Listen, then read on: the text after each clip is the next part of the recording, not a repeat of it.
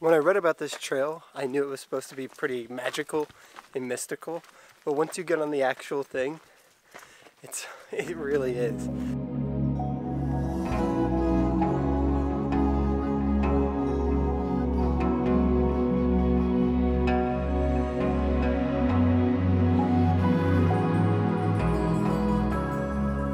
Good morning from a local Japanese bus in the Wakayama Prefecture of Japan. We are up bright and early. We are the only people, well, there's one other man on this bus, on this bus around 8 a.m. and we are on our way to go hike our first day at the Kumano Kodo Trail. That's right, so this is an old pilgrimage trail that goes, it's a series of trails that goes through a number of temples up here in the Wakayama Prefecture of Japan. And it looks absolutely stunning. We're on the bus right now and it looks so beautiful outside. Yes, it's amazing, and I think this trail is really well known with the Japanese, but to like the international community, it's not a huge thing yet. It's another pilgrimage trail comparable to the Camino de Santiago in Spain, but far less internationally recognized. Yes. There's very, very, very little information about this trail online.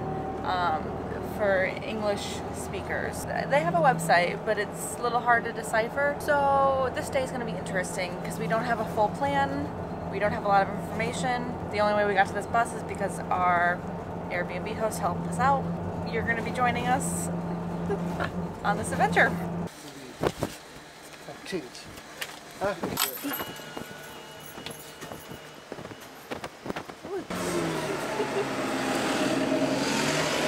So we just hopped off the bus and made it to Yunomine Onsen, which is a little town here up in the mountains, and it's along the Kumano Kodo Trail, and inside the center of town is an onsen and a hot spring river.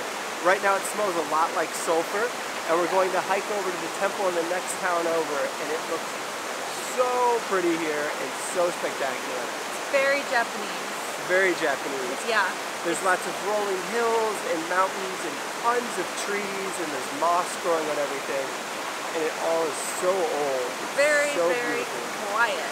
Yeah. Yeah. And just what you think of when you want to come to Japan. Like this is it. This is the Japan that you've probably seen, and yeah, I think we're gonna go for a hike to the temple, come back, and then maybe book a little ticket inside the onsen for 2. First, I haven't had coffee yet today, so I'm hoping there's somewhere around here that just serves up some coffee. They have a little shrine right here for eggs. So you can make your offerings to have good eggs.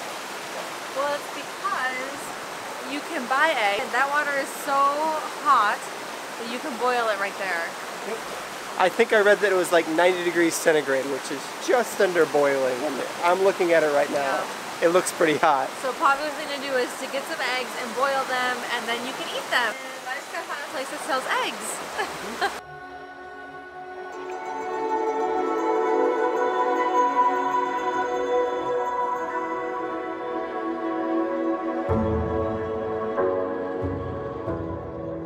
We have spent way too long taking photographs and not getting coffee, so we're about to go find some. I think I see a coffee sign right up there.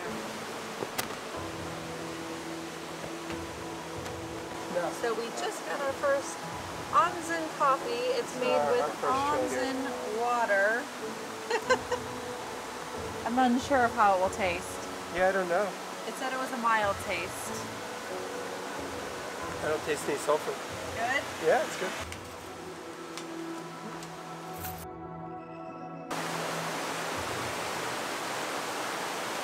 Update on the coffee as we start the trail. It left a taste in our mouth, and I don't think it's a good one. No, it's definitely that sulfur in there. So we're searching for our mints. But I think you should still try it if you come here. You should try the Onsen coffee, just only try one. It's Onsen coffee, it's healthy, right? I don't know about that. Starting off strong with a straight uphill climb.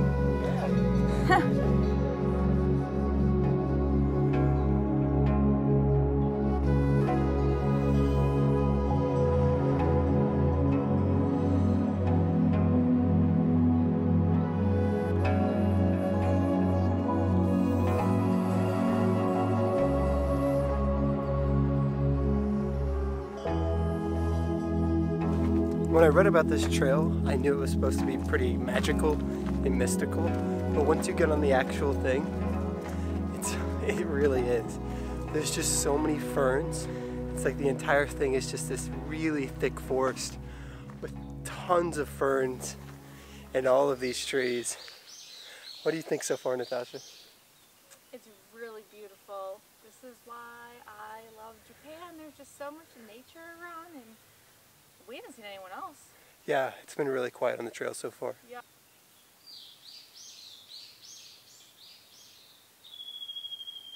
Okay, so here's the dealio. The Kumano Kodo is ideally supposed to be hiked in about 6 to 7 days. You can do it in a shorter amount of time. You can do it in a longer amount of time. If you're going the shorter route, you're probably going to be doing little day trips. If you're going the longer route, you might be actually hiking and stopping at little accommodations point to point. We don't have a ton of time, and we actually planned this super last minute, so we got a little priced out of accommodation, and we're doing the day trip route from Hongu. But it's not about the destination, it's about the journey, and we're still getting just as much in with the day trips. It's just not like a full pilgrimage hike, but this is still amazing. So there's no set route here. Unlike the Camino de Santiago, you can pick any kind of combination of trails, and typically people visit 3 grand shrines. Right now we're headed to one of the grand shrines, which is the Hongu Taisha. We're leaving from Yunomine Onsen right now, and we're headed to Hongu Taisha.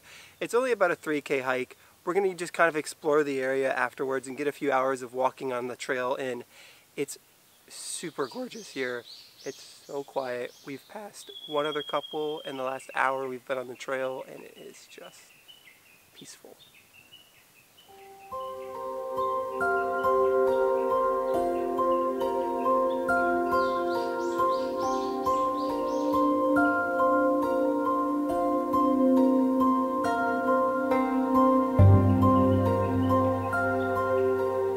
So far, I actually have to give props to the Japanese, but of course it would be like this in Japan, but this trail has been super well marked. Like, I could see where it's really easy to go this way, and there's a sign that says not Kumano Kodo, and then there's like all these other markers showing you where you're going. It's really nice, especially we've been on some trails where we can easily get lost. So we just made it through the forest. We kind of climbed up over a ridge and then came back down into another town here. We're getting ready to go into the shrine, and we've now made it into this other town, and the river is flowing through. There's like an old iron bridge. It's super cool. I have no idea what this town's called. No. I think it might be even called Hongu because it's after the temple, Hongu Taisha. I'll look later. Yeah, we'll look it up.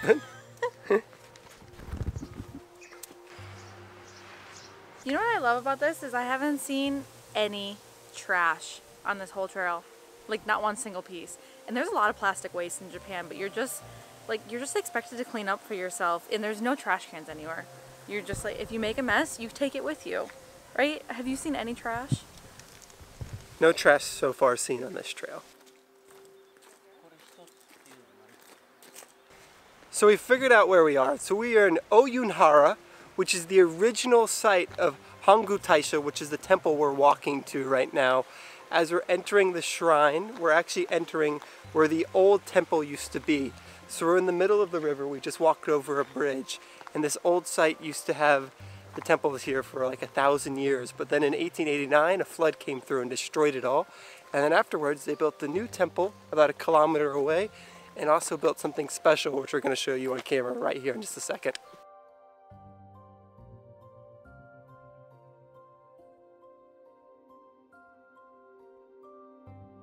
So we were just flying the drone, and after all the years of flying it in weird places, we've never crashed it. I've never crashed it. And today it finally happened. So let's see the footage.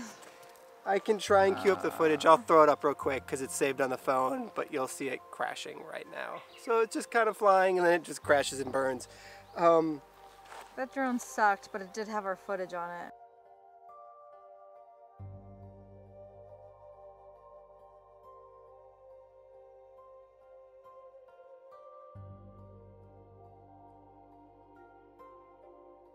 It's been 12 minutes since we lost it. I know it's right over there, right there, but it's across the river.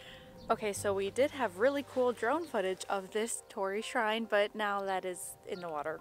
Yeah, it's kaput. However, we're still taking this majestic shrine. Like, it is massive. So massive, in fact, that it is the largest torii shrine, not just in Japan, but in the world. Yeah, wow. It's really cool. Like, yeah, the photo, the video. It's about, I think, 34 meters high. Pretty much just about 10 people on it. Maybe half of them are hiking the trail right now, but it's an integral stop on the Kumano Kodo. Absolutely beautiful. And to stand under it when it's 34 meters high is just like, whoa. It is really cool. Yeah, it's really cool.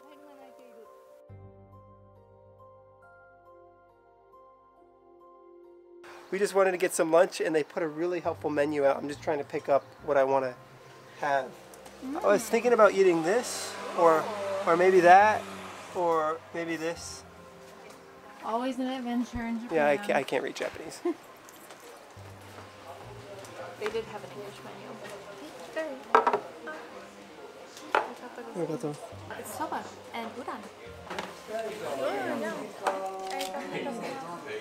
And in Japan, the louder you slurp on your noodles, whether eating ramen or soba, it means it's very, very delicious. So it's a good thing to slurp.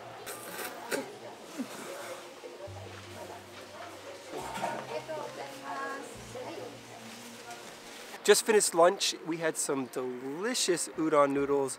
It cost us 1760 yen, which is about $16 US, so about $8 a person. I think that's a pretty good deal. We're gonna head into this temple now. It looks awesome. No, we're gonna go get ice cream. Oh, we're gonna get ice cream first. Matcha ice cream. Important things first. You can't come to Japan and not get matcha something. Preferably matcha ice cream, but they have matcha everything. Topped up with some matcha ice cream, and we are now off to the temple, which is Hongu Taisha. It's a highlight on the Kumano Kodo. It is a highlight. Yes. One of the 3 grand shrines, as I said earlier. In case you have any last minute hesitations, don't worry. There's a vending machine at the entrance to the temple. Rich green tea. Grape juice.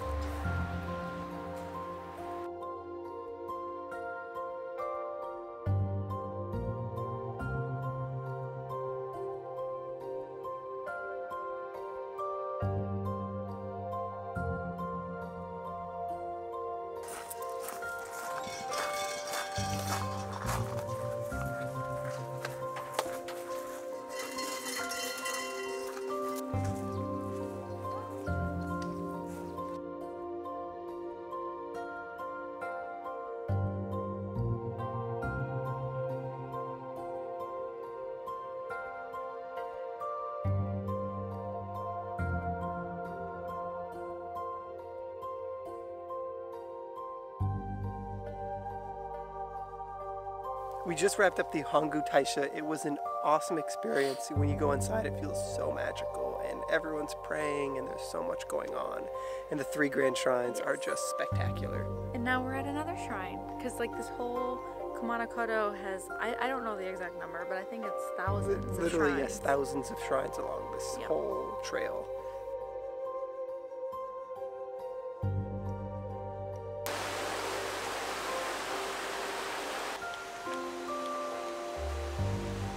So we are about to buy an Onsen ticket, and to buy an Onsen ticket here in town, you have to go to the vending machine, like many things in it.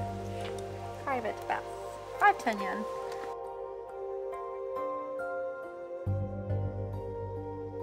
We are finally back in Yunomine Onsen, and we have a bus to catch in 45 minutes. It's the last bus of the day, but we figured that we had enough time for an onsen because this is a Japanese onsen town. And it's here that they say the waters are supposed to change colors up to 7 times a day. So it's a very special place to come onsen in Japan. Yeah. This is a particularly very, very hot onsen. I can only be in here for about 5 minutes before I have to get out, but it feels so nice after a long day out. I highly recommend. And we are almost to the $1 million view in Japan. I can see it, I can like halfway see it, and it looks pretty cool. I'm getting really excited because this is just gonna blow my mind. So after a lot of debate and after lunch, we decided that it's worth it to try and get that drone back that's across the river. So we're currently walking to the bridge at a very fast pace because it's getting later in the day. Not because I think the drone's gonna be anything because it's done, but because I haven't backed up the footage in a couple days, so there's some cool stuff on there. One more update. So I did figure out where the drone was. It's most definitely in a deep pool of blue water. You don't fly your drone outside of Shinto shrines because it's bad luck. I definitely got some, what's the bad yang? I don't know. There's yin and yang, I don't know. I definitely got some bad mojo